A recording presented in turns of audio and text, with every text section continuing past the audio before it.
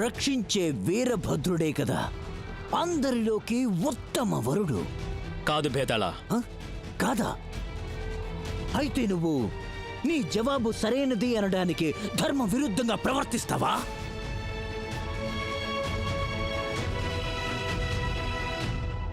భేతాళ, ధర్మానికంటే గొప్పది జీవితం. అసలు జీవన ధర్మం ఏమిటంటే భేతాళ, ఒక స్త్రీ ఎలాంటి పురుషుని వివాహం ఆడాలంటే అతను స్త్రీకి స్వతంత్రంగా జీవించే అవకాశం ఇచ్చేవాడు అయ్యుండాలి. ఇక స్వయం ప్రభకి ఆ అధికారం కేవలం కవి పుష్కరుడే ఇవ్వగలడు. నువ్వు సమ్రాట్వా కవివే? కవి పుష్కరుడు గురించి నువ్వింత నమ్మకంగా ఎలా చెప్తున్నావు విక్రమా? ఈ కథని మేమెంతో శ్రద్ధగా విన్నాం భేతాళ. కనుక మాకు తెలుసు నువ్వు మాకు పూర్తిగా కథ చెప్పలేదు. కథ అంతిమ భాగం నువ్వు నీ మనసులోనే దాచుకున్నావు. మనసులో దాచుకున్నానా? లేదు లేదు లేదు లేదు లేదు నేను నీకు మొత్తం చెప్పేశాను. అయితే మరి చెప్పు, వారి మధ్య ఏం జరిగింది? స్వయం ప్రభ పుష్కరుణ్ణి వెళ్ళి కలిసిందిగా.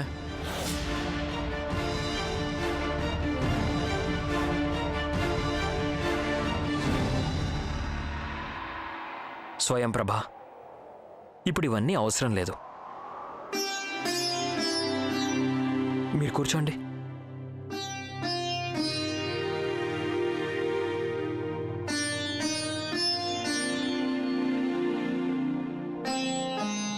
మీరు మాతో ఏమైనా చెప్పాలనుకుంటున్నారా?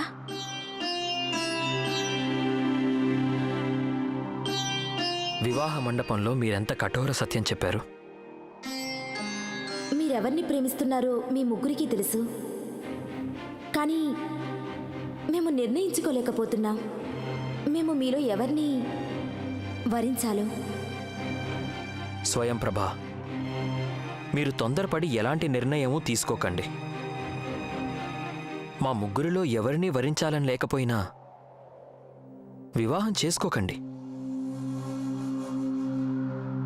మమ్మల్నైనా సరే.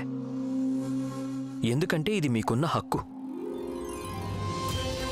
మీ వరుణ్ణి నిర్ణయించుకోవడానికే కాదు, ఏ నిర్ణయమూ తీసుకోకుండా ఉండే స్వతంత్రం కూడా మీకుంది.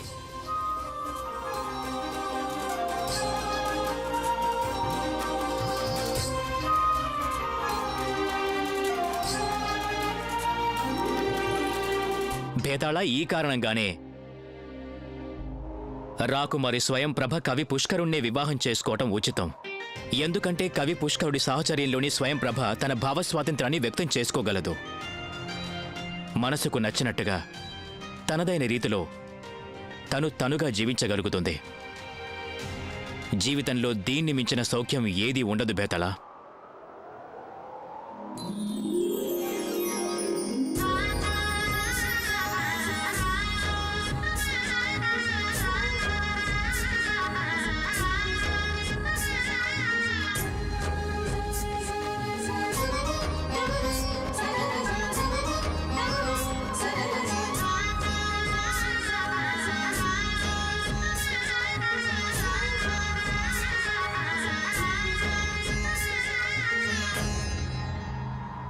విక్రమా, నువ్వెంతో అద్భుతమైన జవాబు చెప్పావు. నాకు మాట చెప్పు, కవి పుష్కరుడు అంతగా ఏ ధర్మాన్ని పాటించాడు? ఇలా కూడా అయ్యుండొచ్చుగా. అతడు స్వయం ప్రభకి అధికారాన్ని ఇవ్వకుండా ఆమెకి ఉపకారం చేశాడేమో. ఆమె స్త్రీ కనుక తన గొప్పతనం చాటుకోవడానికి ఎటువంటి నిర్ణయం తీసుకోలేదేమో. భేతాళ, కవి పుష్కరుడు మానవతా ధర్మాన్ని పాటించాడు. ఇతరుల అధికారాన్ని గుర్తించడం, నిర్ణయించుకునే స్వేచ్ఛనివ్వడం, ఇదంతా ఒక గొప్ప వ్యక్తికే సాధ్యం. విక్రమా, నీ జవాబు అత్యుత్తమంగా ఉంది. పుష్కరుడు మానవతా ధర్మాన్నే పాటించాడు. అందుకే చూడు, నీ మార్గం కూడా తెరుచుకుంది.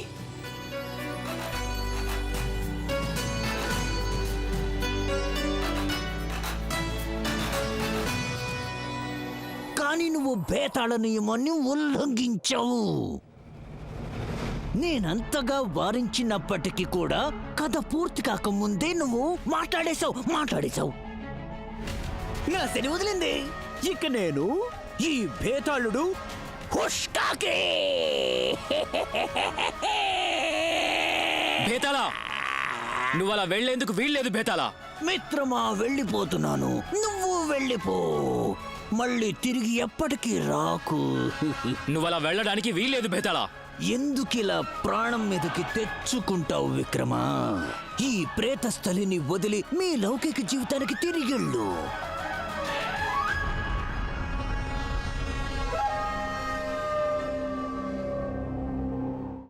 ఇప్పుడు నీకు చెప్పాలంటే ఎలా చెప్పాలి?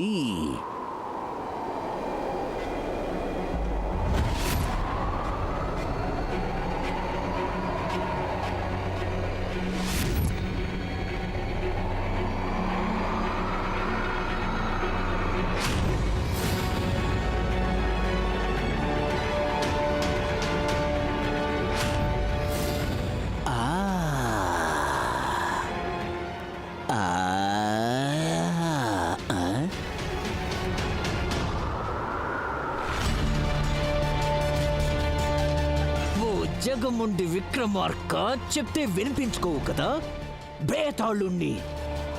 ఇప్పుడు చూడు ఈ భేతాళుడి తడాకా.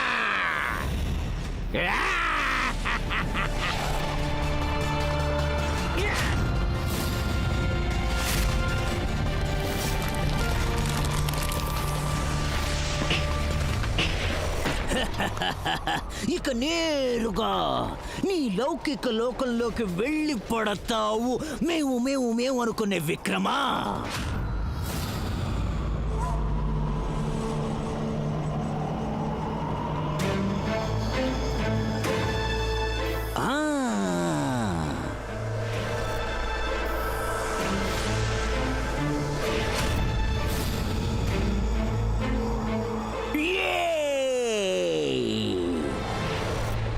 వెళ్ళాడు, వచ్చేసాడు. మళ్ళీ నా తోక పట్టుకున్నావా? మేం ముందే చెప్పాంగా, నువ్వు లేకుండా ఇక్కడి నుంచి వెళ్ళమని. వచ్చి యానంలో కూర్చో. ఏ ఆటలు సరిపోలేదా? విక్రమా, కాలం వాడే ఆట ఎంతో వింతైనది. కళ్ళు తిప్పి చూడు, కళ్ళు ఎత్తి చూడు, ఇక దృశ్యం చూడు.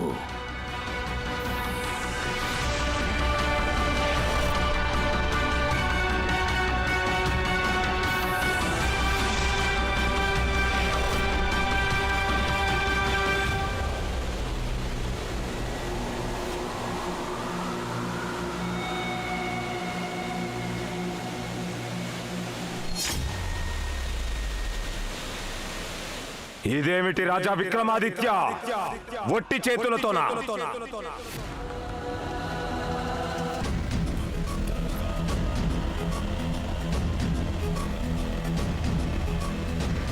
సన్యాసి, మీరిక్కడ ఏం చేయమంటావు? రావాల్సి వచ్చింది. నీకు అర్థం కాదు. నేను ఇంత ఆతృతగా భేతాళుడి గురించి నిరీక్షించాను. ప్రతి క్షణం నేను ఒకటే ఆలోచిస్తున్నాను. ఇదిగో మహారాజు భేతాళుడిని తీసుకొని వచ్చేస్తుంటాడు, అదిగో వచ్చేస్తుంటాడు అని. మహారాజు అయితే వచ్చాడు, కానీ ఒట్టి చేతులతో. మీరు చింతించాల్సిన అవసరం లేదు సన్యాసి. మేం మీకు మాటిచ్చాం, భేతాళుడిని తీసుకొస్తామని. తప్పక తీసుకొస్తాం. ఇలా ఒట్టి చేతులతో తిరిగొస్తే చింతించక ఎలా ఉంటాను మహారాజా? నాకు అనిపించింది చేసి చూపిస్తాను అని గర్వంగా చెప్పే మహావ్యక్తి మహారాజా విక్రమాదిత్య. ముందు దీనికి సమాధానం చెప్పు. అసలు నువ్వు ప్రేతస్థలికి వెళ్ళావా లేదా? ఆ భేతాళుణ్ణి కలిశావా లేదా? మేము ప్రేతస్థలికి వెళ్ళడమే కాదు, ఆ భేతాళుడిని కూడా కలిసాం సన్యాసి. మరి అతన్ని మేము ఇక్కడికి తీసుకుని బయలుదేరాం. కానీ జిత్తుల మరి మాటల్లో పడిపోయావా? చక్రవర్తి సమ్రాట్, ఆ ప్రేతాత్మ చక్రవ్యూహంలో ఇరుక్కున్నావా? నేను ముందే వారించాను కదా. మీరంత కంగారు పడాల్సిన అవసరం ఎంత మాత్రం లేదు సన్యాసి. మీకన్నా ఎక్కువగా మేం వ్యాకుల పడుతున్నాం. మీ రుణభారం తట్టుకోలేమేం. కాస్త సమయం పడుతుంది, కానీ మేము భేదాలుని తప్పక తీసుకొస్తాం.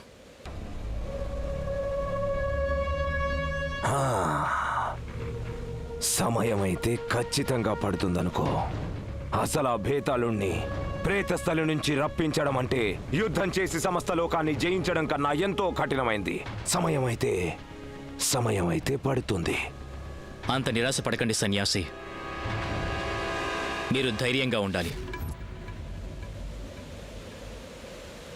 అన్నట్టు ఇంకో విషయం, విక్రమాదిత్యుడికి తన పనిలో వేరెవరి జోక్యం ఇష్టం ఉండదు. అలాగే రాజుగారికి ఏది సమ్మతమైతే అదే సరి. ఒకటి గుర్తుంచుకో, నేను నీ కోసం ఇక్కడే నిరీక్షిస్తుంటాను. ఏ లోకాన్ని దుఃఖం నుంచి విముక్తి కలిగించడానికి నిరీక్షిస్తూ ఉంటాను.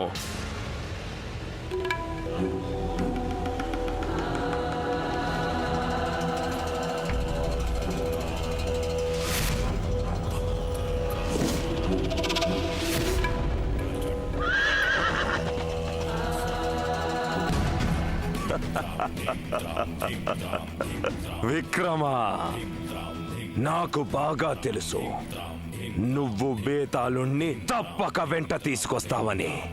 ఎందుకంటే సమస్త లోకంలో కేవలం నువ్వొక్కడివే ఈ అసంభవాన్ని కూడా సంభవం చేయగలవాడివి నువ్వొక్కడివే అని నాకు తెలుసు. ఇన్ని శతాబ్దాలుగా మౌనంగా ఉన్నాను. ఇంకొన్ని రోజులు నిరీక్షిస్తాడు మీ ఈ సన్యాసి.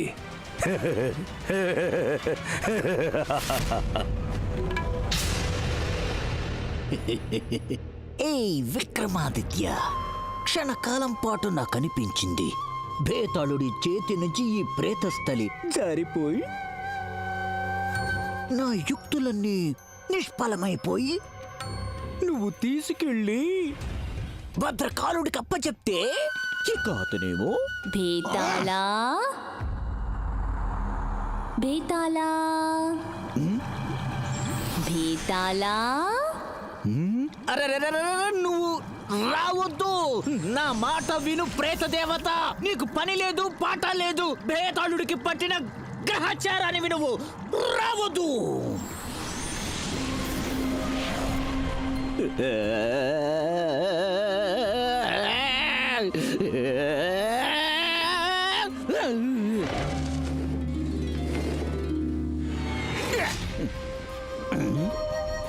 ఎన్నో కబుర్లతో వచ్చేసింది ప్రేతదేవత. ఏంటి విషయం బేతాళా? నీ కర్మని నువ్వు ఏమి చేయలేవు, కానీ నీ మనసు మాత్రం ప్రశాంతంగా ఉండేది. అయితే ఈ రోజేంటి ప్రసన్నంగా ఉండే నీ మనసులో భయం ఏదో మొదలైందేంటి? నువ్వు దాపురించావు కదే ప్రేతదేవత. నేనా విక్రమానా? ఒప్పుకోకపోయినా బేతాళా, నేనొక ప్రేతదేవతను. ఉన్నదున్నట్టుగా చెప్తాను. నీలో దాగిన ఆ భయం గురించి నేను తప్పక ఆలోచిస్తాను. అలాగే నీ మనసులో ఉన్న అనుమానాలన్నీ నివృత్తి చేస్తాను. దీనికన్నా విక్రమార్కుడే చాలనయో. అతను నేను చెప్పింది కనీసం వినేవాడు. కానీ ఇది దీని మాటలే కాదు, దీని చేతలో అంతు చిక్కవు. మహారాజా, ఆ ప్రేతస్థలిలో సూర్యకిరణాలు సైతం ప్రసరించవంటారు. అక్కడికెళ్ళి రావటం ఇది కేవలం మీకే సాధ్యం మహారాజా. కానీ మహారాజా, మీకా అమంగళకరమైన ప్రేతస్థలికి వెళ్లాల్సిన అవసరం ఏమొచ్చింది? భద్రకాలుడి రుణం నుంచి విముక్తి పొందడానికి మాకున్న మార్గం అదే మహాకవి.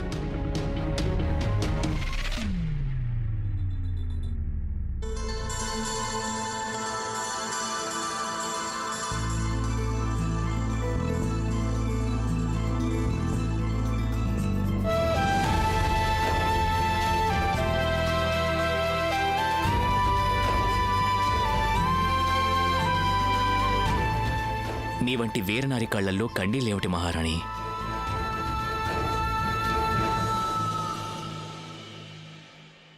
మహారాజా, ఇవి దుఃఖాశ్రువులు కావు. ఇవి మా ఆనంద బాష్పాలు. ఈరోజు మా మహారాజు మరొక్కసారి మృత్యువుపై విజయం సాధించారు.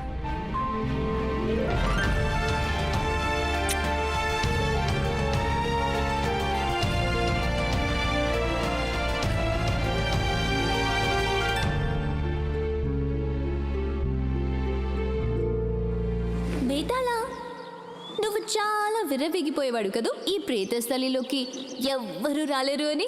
చూసాగా వచ్చేశాడు విక్రమాదిత్యుడు. ఏ దారుణ వచ్చాడో అదే దారుణ విఫలమై వెళ్ళిపోయాడు కదా మీ రాజా విక్రమాదిత్యుడు. మరి బేతాళా, గుర్రపు స్వారీ తెలిసిన వాడే కదా దాని మీద నుండి పడిపోతాడు. అది కాక నీలాంటి మదబెక్కిన గుర్రాన్ని అయితే కేవలం రాజా విక్రమాదిత్యుల వారే లొంగదీయగలరు. ఏ ముదరష్టపదానా, కొంచెం ఈ బేతాళుడి పక్షాన ఉండొచ్చుగా. బాధగా ఉందా?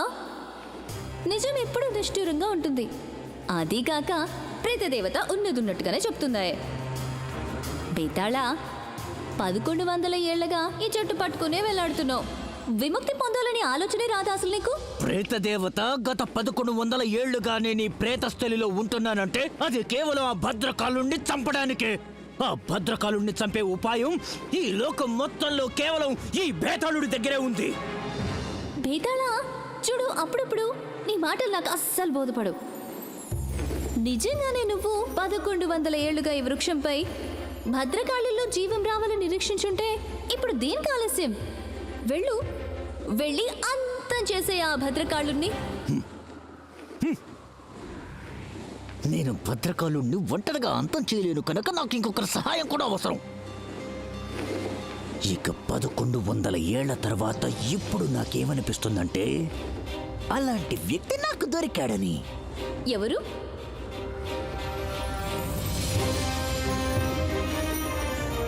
విక్రమాదిత్య! విక్రమా, ఆ భేతాళుణ్ణి తీసుకురావడానికి కావలసిన శక్తి సామర్థ్యాలన్నీ నీ దగ్గరున్నాయి. కానీ నువ్వేమో ఒట్టి అమాయకుడివి. ఇక ఆ భేతాళుడు జిత్తుల మారి మాయలు మంత్రాలు చేసి ఆ భేతాళుడు విక్రముడి చేతికి చిక్కకపోవచ్చు. కానీ నాకు మాత్రం భేతాళుడు కావాలి. అందుకోసం నేను ఎవరినైనా సరే బలివ్వగలను. గోరఖ్నాథులు వంటి మహాగురువులు, విక్రమాదిత్యులు వంటి మహాయోధులు ఇక ఈ లోకంలో మరెవ్వరూ ఉండరనిపిస్తుంది.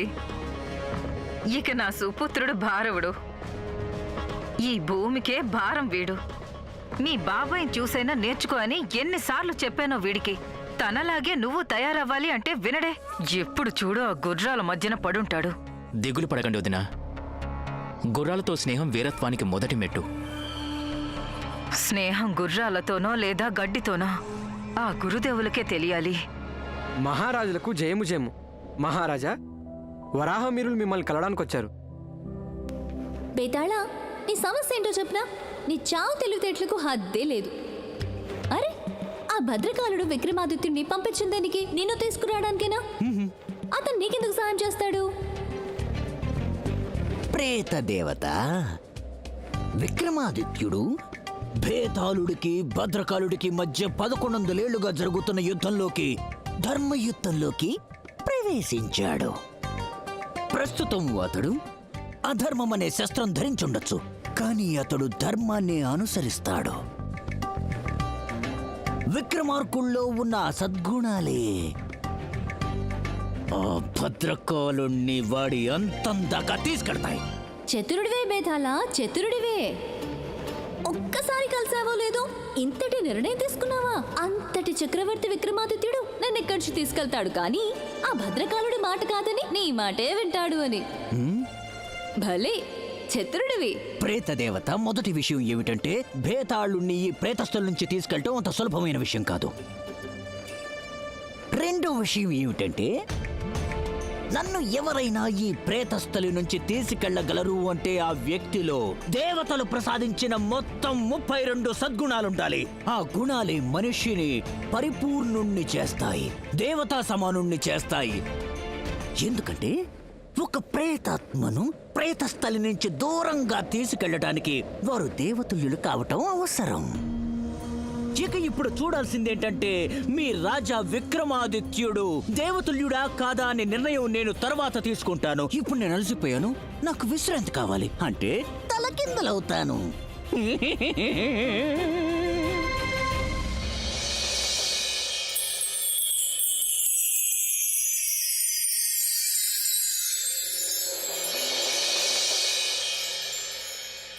మహారాజా, ఆ సన్యాసి భద్రకాలుడు మన రాజమహల్లోకి ఏ క్షణంలో అడుగుపెట్టాడో నేను దాన్ని ఆధారంగా చేసుకునే ఈ జాతకాన్ని తయారు చేశాను. కానీ ఈ జాతకాన్ని బట్టి అతని జీవిత వివరాలేవి తెలియడం లేదు. నాకేమనిపిస్తుందంటే ఆ సన్యాసి భద్రకాలుడు 1000 సంవత్సరాల నుంచి జీవించే ఉండాలి. ఆచార్య, నాకైతే భద్రకాలుడు భేతాళుడు ఇద్దరూ ఒకే నదికి చెందిన 2 తీరాలనిపిస్తోంది. అది ఎలాంటి నది అంటే దాని గర్భంలో రహస్య గాథ దాగి ఉండాలి.